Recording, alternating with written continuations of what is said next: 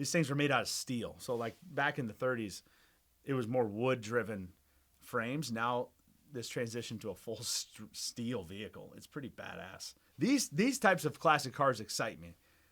We have that 57 Pontiac in the showroom at BOHMC. It's a cool car. And there's some nostalgia because that was the year we came to Cedar Rapids. But when I see like a big SUV like this, classic vehicle, that excites me way more than any sort of sports car. Personally, I love it. All right, what's up, guys? Gavin, McGrath here with episode 15 of the Showroom. We're rolling. We're talking about the 2025 Chevy. Is that a Chevy or Chevy? Chevy Suburban, long-standing staple in the Chevy lineup. This vehicle is the older brother of the Tahoe, basically. It's another 15 inches of length. All of that basically is that rear cargo behind the third row. So for people that need to put baseball bags, soccer equipment, luggage, golf clubs, it's get you that extra 15 inches back there, and you can tell a huge difference. Other than that, the trim levels, the motors, the features are basically identical to what the 2025 Tahoe is, and we'll talk through that. The LS trim level starts at $63,495. Then we have the LT, RST, Z71, Premier, and the High Country trim level. This comes in both 7 and 8 passenger configuration, so you can do a second row bench or buckets. Great options there. Big refresh in 2025, like the Tahoe, mostly interior related. The screen is unbelievable. You have the option for 24-inch wheels on the High Country, they're amazing. All right. And just the overall fit and finish and the upgrades, the front grille changed. As I mentioned, mostly interior, really. Lastly, they did improve the chassis, so there's a little bit better ride. You can feel a little bit different from the 24 to the 25 model year. 5.3 standard with a 6.2 optional and the 3.0 diesel on the Z71, which is really popular, actually. That diesel motor gets some really good gas mileage, or fuel mileage, rather. The standard options, that 17.7-inch diagonal advanced color LCD display is really good looking, and it has the Google built-in capability.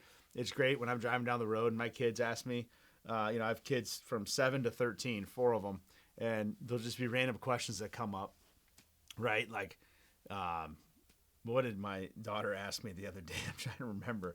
And we Googled it, and I pressed the Google thing, and I asked the question, and boom, it told me. It was pretty sweet.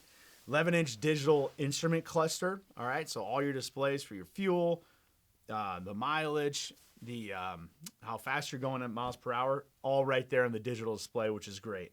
This has Super Cruise available, okay? So that's self-driving.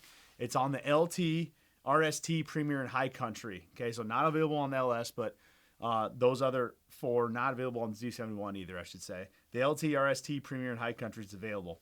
Currently, there's about 400,000 miles of highways in the U.S. and Canada. It uses that OnStar technology, all right?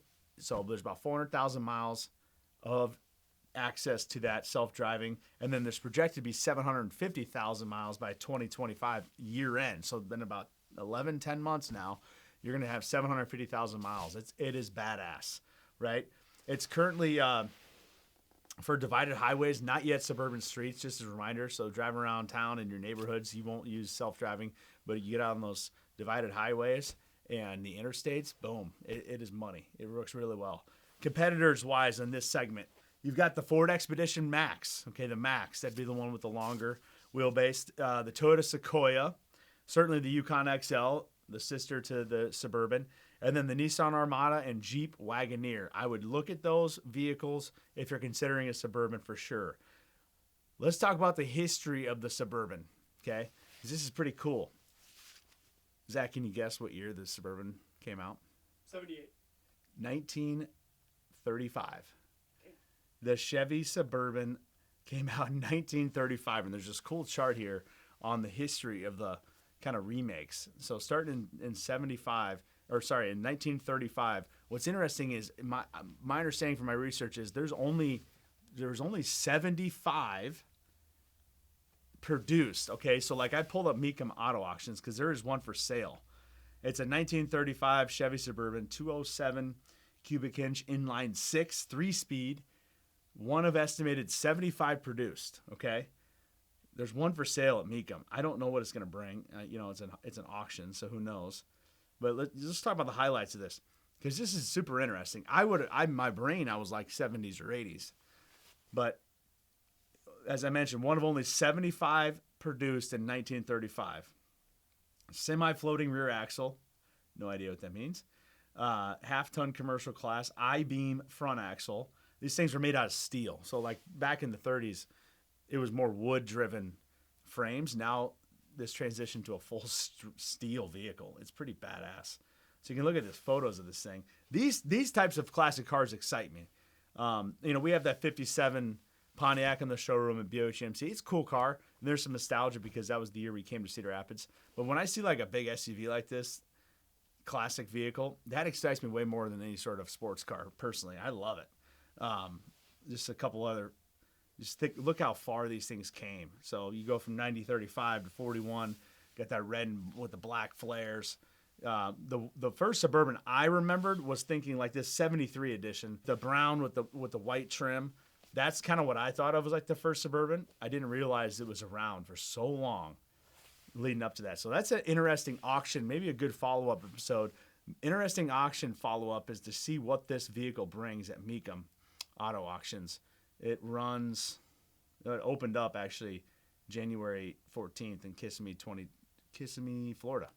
So interesting history lesson there.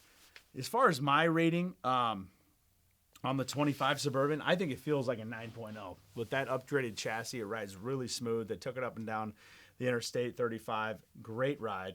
I think it looks like a 9.0. I'm going to pull up, get you a good idea of like, let's pull up this Premier. These are 22-inch wheels. The 24s are even bigger, obviously. But I just think they did a great job. That front grille, clean, sleek. Interior's great. Let's get some photos of that. Yeah, there's that big screen there that wraps around, kind of looks right at the driver. It's just a great looking vehicle. And then how much is it? 8.2. Okay, so overall we're at 8.7. As far as how we stock this vehicle, not a high volume unit, as you can imagine. We sell about 2 to 3 a month. So our stocking, we target at 6. That'd be a 3-month supply, selling 2 a month. So we have 6 right now. So we're in good shape.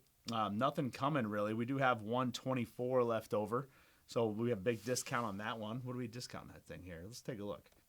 We have $6,500 in McGrath savings, and discount. So, and there's another $3,000 of Chevrolet loyalty cash. So if you own what's the detail of that here? Let's look. If you own a 2011 model year or newer Chevy vehicle, or currently lease a 2020 or newer Chevy vehicle, you get that $3,000. So hey, you own an 11 or newer Chevy, you get additional $3,000. So right now we have $9,500 off a 2024 Suburban. It's the Premier. It'd be a great one to look at, kind of that last model year switch over. Other than that, I just love big SUVs. I love the ride of this thing. I think it's super smooth. And I want to do a follow-up on what this 35 Suburban brings. And that'll be interesting to see that unfold. Guys, check out the Suburbans and all your Chevy vehicles at PatMcGrathChevyland.com. Thanks for spending time with us today, and we'll see you next week.